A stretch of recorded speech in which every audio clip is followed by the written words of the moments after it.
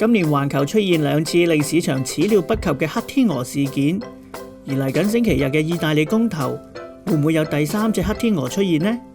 結果又會對本港以至環球市場有咩影響？近日環球股匯市場都關注意大利公投，點解咁關注？因為公投結果會影響歐盟同埋歐元嘅發展，影響可大可小。我哋先睇下公投嘅內容同埋影響。今次公投嘅目的係要改革國會制度，將國會議席由原來嘅315席削減到100席。總理倫齊曾經暗示，如果公投遭否決就會落台。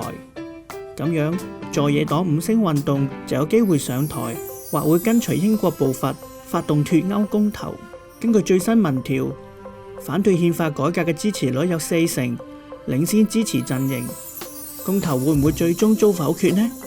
暫時環球市場指標對意大利公投嘅反應有異常冷靜。首先，意大利30年期長債雖然上升至1年半高位，但同被視為零風險資產嘅美國30年國債息相差無幾。歐股亦暫時未見恐慌情緒。歐盟 Stock 50指數近日變化都不大，就連有恐慌指數之稱嘅美國 VIX 指數都冇大變動。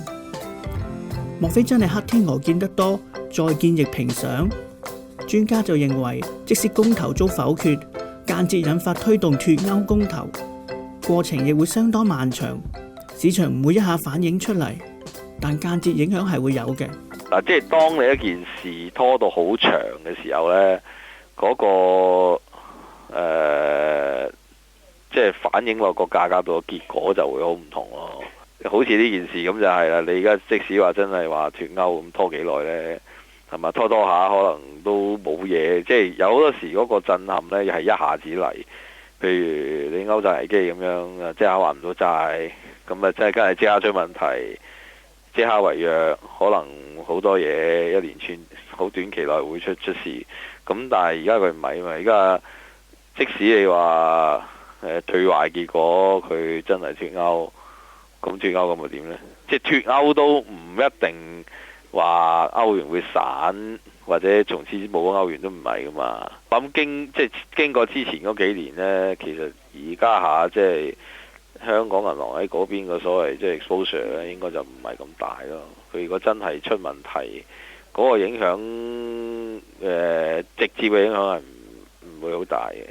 咁但係當然間接影響就不能忽視啦，因為你如果歐元跌起上嚟，美金狂升，咁當然就好多嘢都出問題㗎啦。事實上，上兩次黑天鵝事件至今，市場都已收復失地，但投資者要留意公投結果後嘅即時市場情緒。好似英國脫歐公投之後，英國富時指數曾急跌3%，特朗普意外當選總統，但美國標普500指數自大選以嚟就升超過2%。